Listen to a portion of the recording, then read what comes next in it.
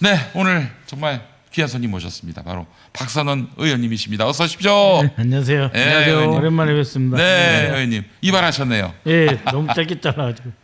예, 이제 월요일부터 이제 대선 본격적으로 이제 해야죠. 선거운동. 선거운동 해야 됩니다. 예. 네, 얼마나 기다렸습니까? 그렇습니다. 정말 많은 국민들이 이제 새 나라를 20일 후면 이제 볼 수 있다는 점. 그렇죠. 네, 네, 그래 너무 기대가 되고 있고 설레고 있습니다. 예. 우리 의원님 보시기에 우리가 좀 예. 자만하면 안 되겠습니다만 예. 현재 판세를 어떻게 보고 계세요? 그러니까 자만하지도 않고 선거에서는 고개 들면 그렇죠. 진다. 예, 또 우리 존경하는 박지원 원장 늘 강조하는데 예, 골프하고 선거는 골프하고 선거는 고개 들면 죽는다. 고들게라는 말도 하는데 아무도 우리 당에서는 고개 드는 사람 없습니다. 그래 오히려 보여요. 지금부터 이제 차분하게 각 네. 자기 지역 조직을 중심으로 해서 선대위 체제를 다 갖추고 있고요.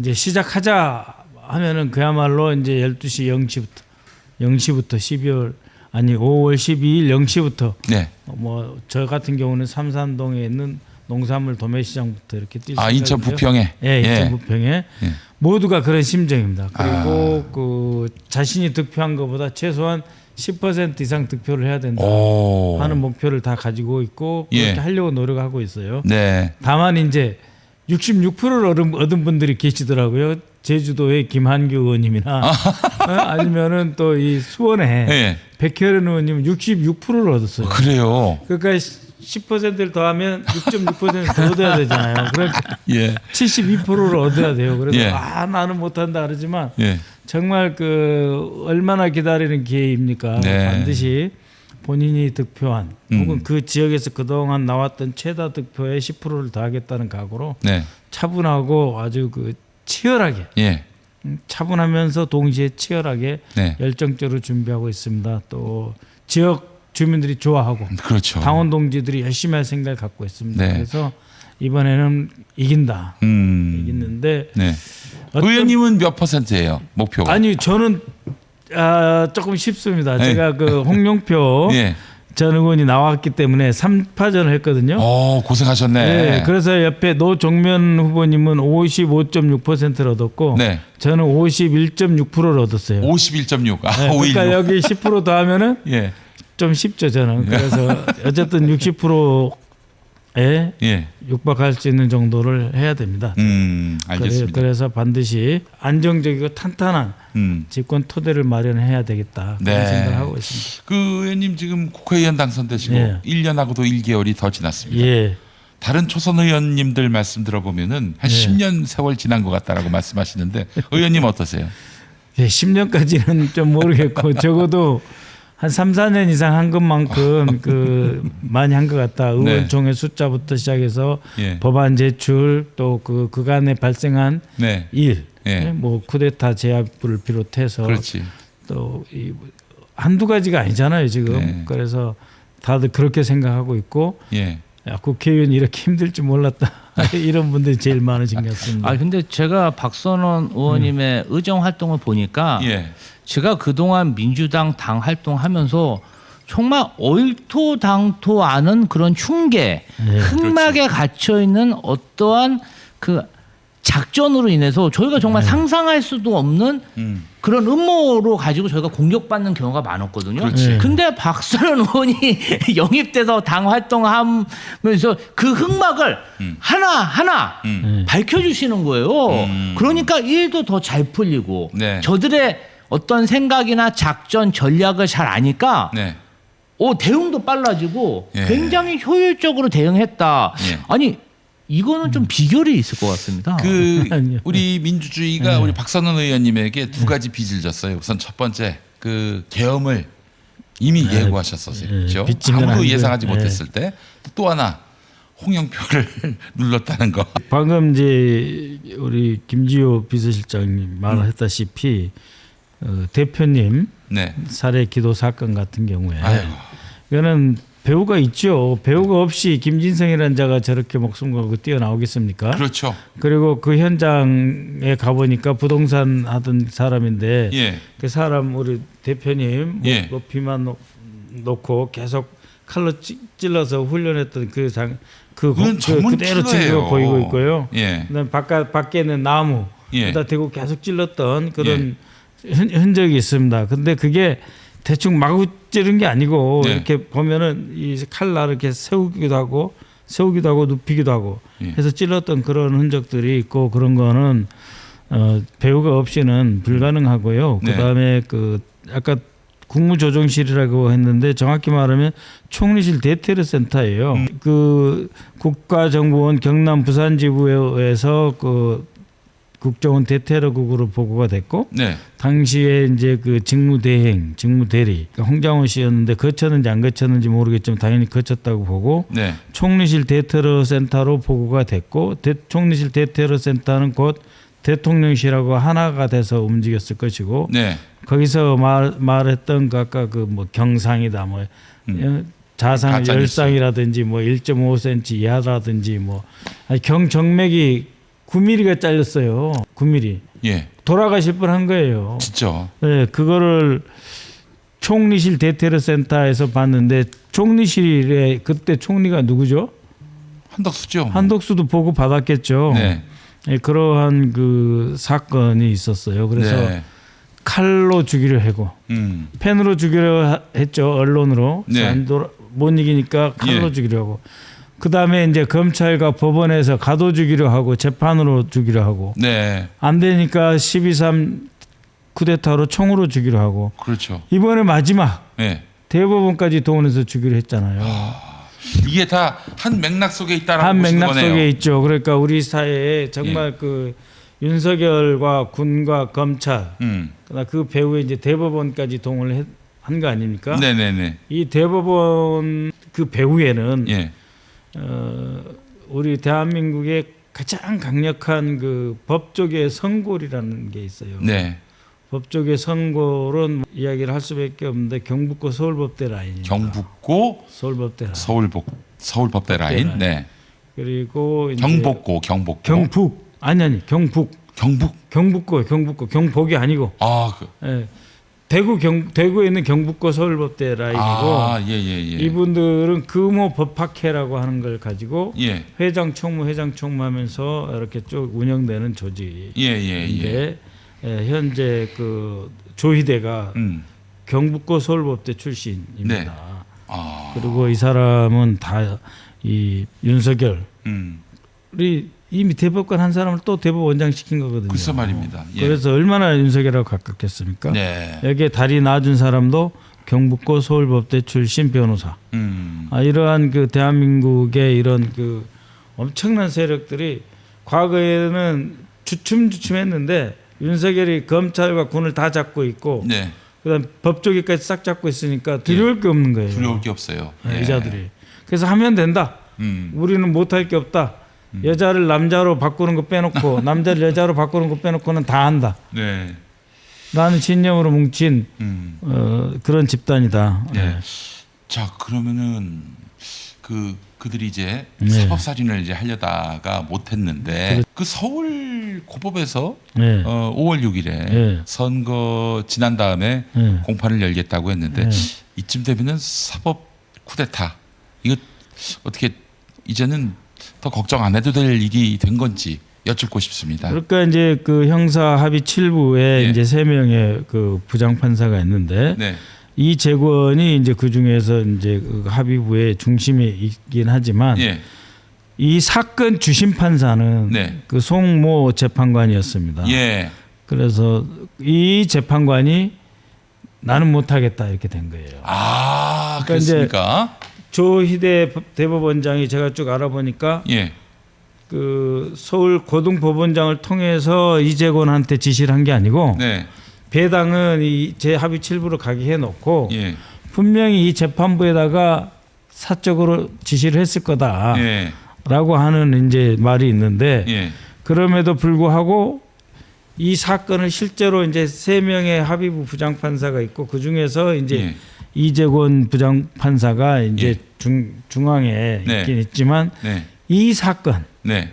자체는 네. 아주 큰 사건은 아니잖아요. 예. 뭐 선거법에 말 한마디 뭐 어쨌다는 것 갖고 문제된 사건이잖아요. 네. 그래서 송모 재판 이제 합의부에 있는 부장판사가 이거는 안 되겠다.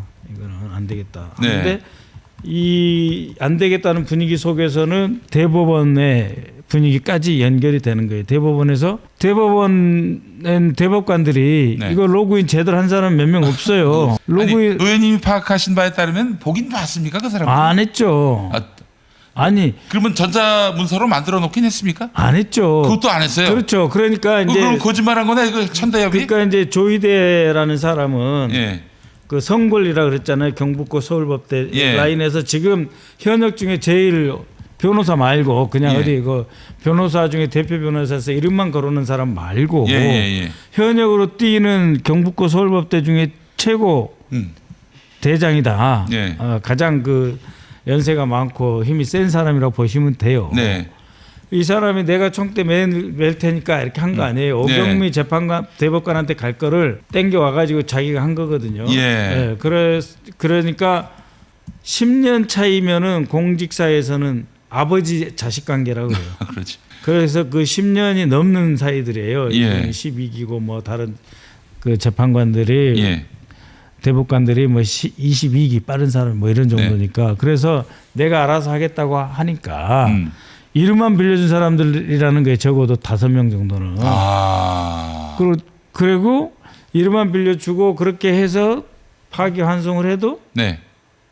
6월 23일 그러니까 633에 3개월 예. 그러니까 6월 3일이 아니고 예. 또다시 못 올라온다 해서 이름 빌려줬는데 사건이 커져버린 거예요. 예. 그래서 이 대법관 중에서 한 5명 정도가 나는 이거 아닌데 이렇게 좀 빠져버리고 네네네. 그런 것들이 이제 송 재판관 네. 그 합의부에는 그 재판관에게도 예. 전달이 되고 그러면서 이건 나는 못하겠다고 시간 끌어버린 거예요. 그래서 연기해버린 겁니다. 예. 이재권은 그냥 보기만 하고 있었고 아이고. 저희는 이재권이면 큰일 났다 그랬죠. 예. 왜냐하면은 5월 2일 날 4가지가 한꺼번에 됐잖아요. 예. 예? 대법에서 고법으로 서류가 갔다고 글쎄 그러고 말입니다. 그다음에 재판부가 배당이 됐다 그러고 네.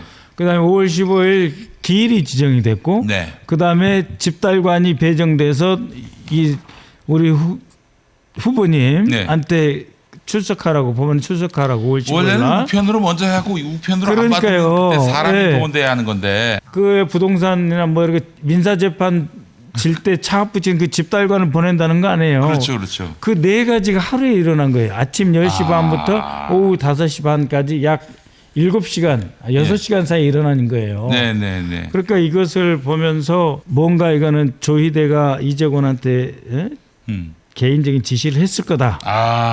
그러니까 고등법원 법원장을 직접 통하지 않고 했을 거다. 예. 라고 이제 의심을 하고 있는 거죠. 의심을 하고 있었고 이재권은 원희룡의 동네 동생. 초등학교 후배, 중학교 후배, 고등학교 후배, 대학교 후배예요. 예. 그래서 동네 동생이면 제주도. 그 원희룡이 동네. 예. 그래서 이 재판을 받은 것은 원희룡한테 재판 받는 거 똑같다고 할 정도여가지고 그래요.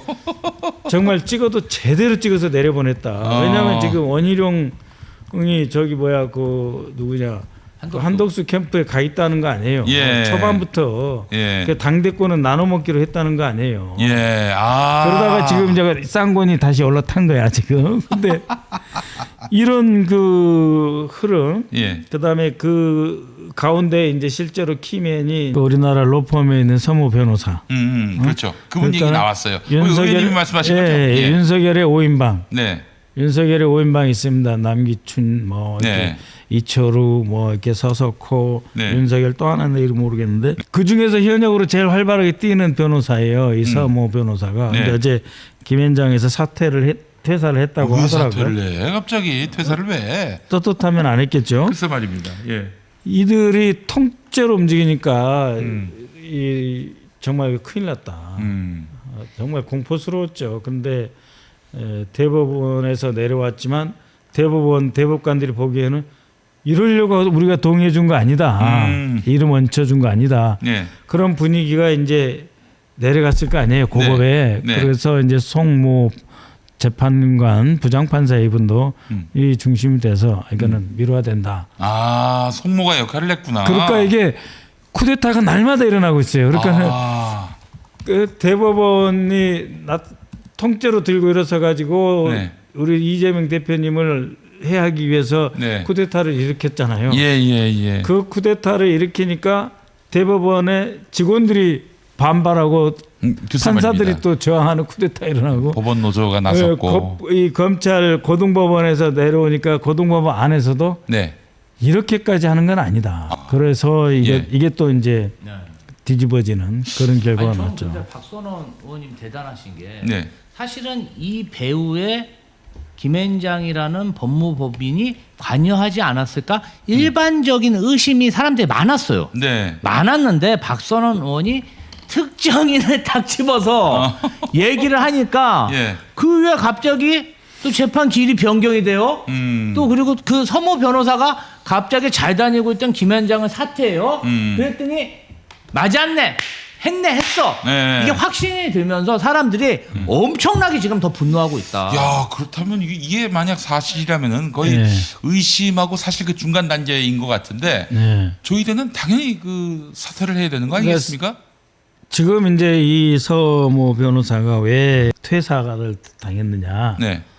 하면은 이제 그 다음 주 화요일 날 있을 법사위에 증인으로 채택이 됐어요. 조희대만 불려 나온 게 아니고 네. 서석호 이 변호사까지 불려 나왔어요. 예. 그러니까 그 해당 로펌에서는 그 규칙이 있습니다. 정치에 관여해서는 안 된다. 적어도 뭐 여러 사람들이 막 관여한 사람도 있어요. 예. 예? 모 변호사도 있고 네.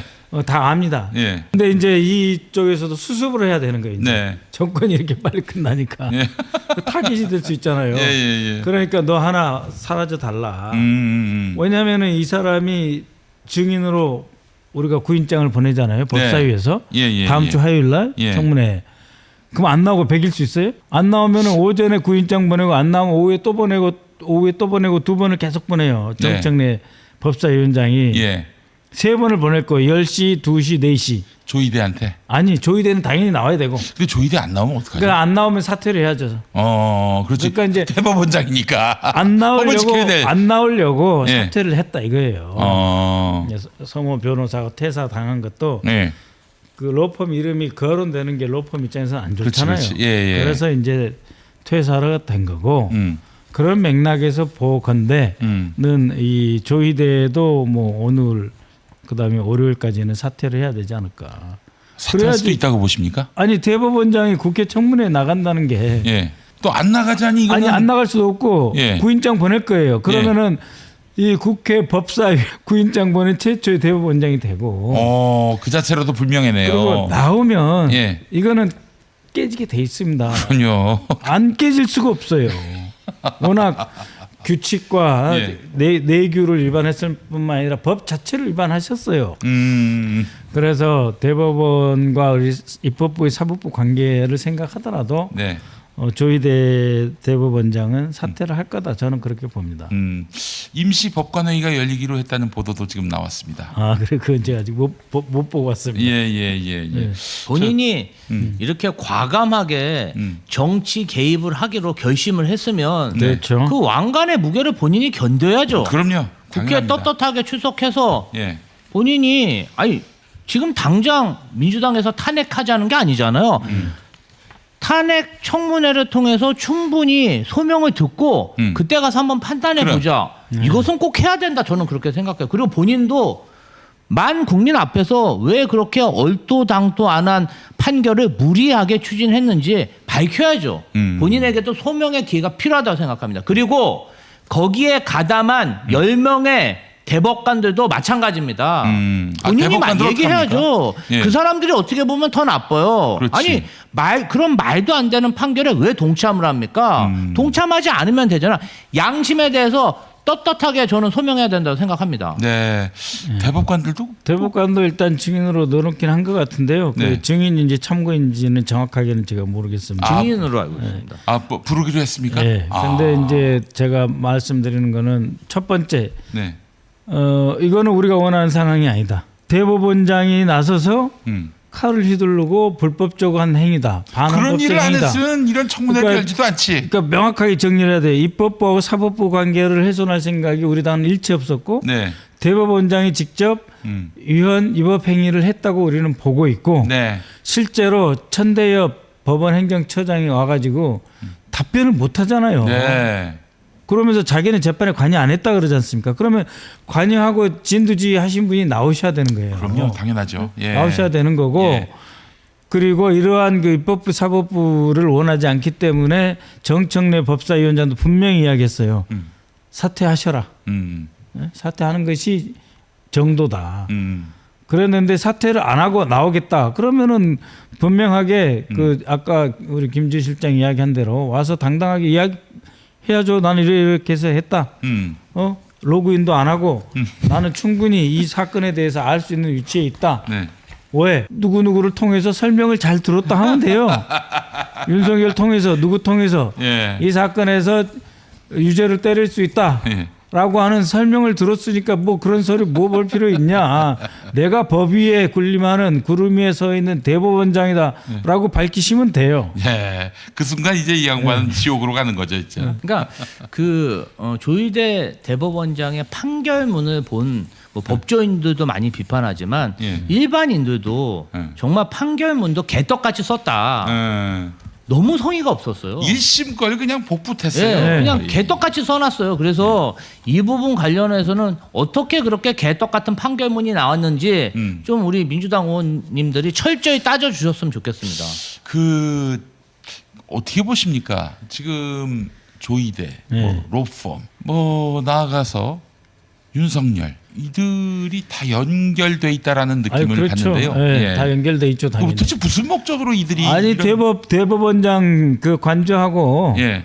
그 저 윤석열 관저하고 직선으로 192m 거리를 했잖아요. 그리고 저기 예. 3월 28일부터 그러니까 3월 26일 날 예. 우리 대표님 그 당시에는 예. 우리 대표님이 고법에서 무죄 판결 나셨잖아요. 그렇죠. 예. 그때부터 난리가 난 거예요. 그래서 이제 3월 28일부터 이 선이 가동됐다라고 하는 거고 4월 4일 날은 기각될 거라고 생각을 했어요. 헌재에서. 그렇죠. 그러니까 이제 3월 28일부터 예. 가동이 됐고 4월 4일 날 자신들이 이제 헌재에서 살아 돌아와서 직무 복귀하면 예. 그러면 우리 이재명 대표로 완전히 정리하겠다. 네. 그래가지고 올가미를 칭칭 싸맨 거죠. 네. 근데 생각해 보세요. 올가미를 칭칭 쌀 필요도 없어. 왜?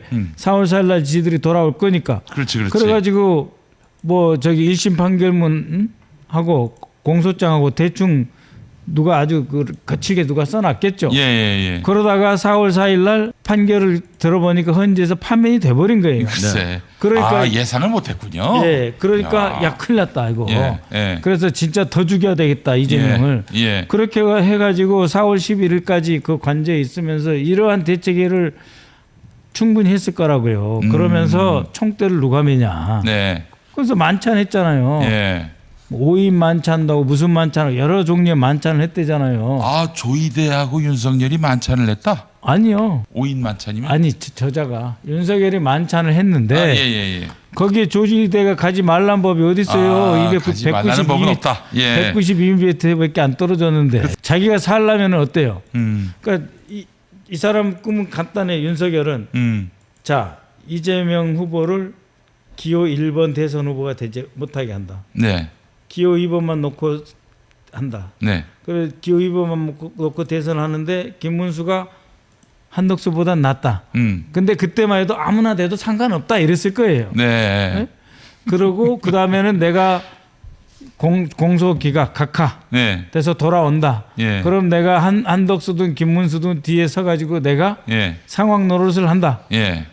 그런 생각을 했단 말이에요. 야, 정말 이게 너무 그러니까 이 프로그램 안에서 제일 중요한 게 뭐냐면 예. 우리 당의 후보를 없애는 게 제일 중요한 거예요. 그렇지. 예. 그렇잖아요. 예. 그리고 우리 당의 후보가 없으면 조희대가 대법원장 하고 나서 뭐 평생 윤석열과 만약에 한덕수가 김문수가 되든 둘 중에 누가 되든 네. 그 정권과 그 세세년년 상황 중에 그야말로 상황으로 군림할 수 있을 거 아니에요. 그리고 자기 내란죄 무죄로 선고해주고. 선고해주고. 예.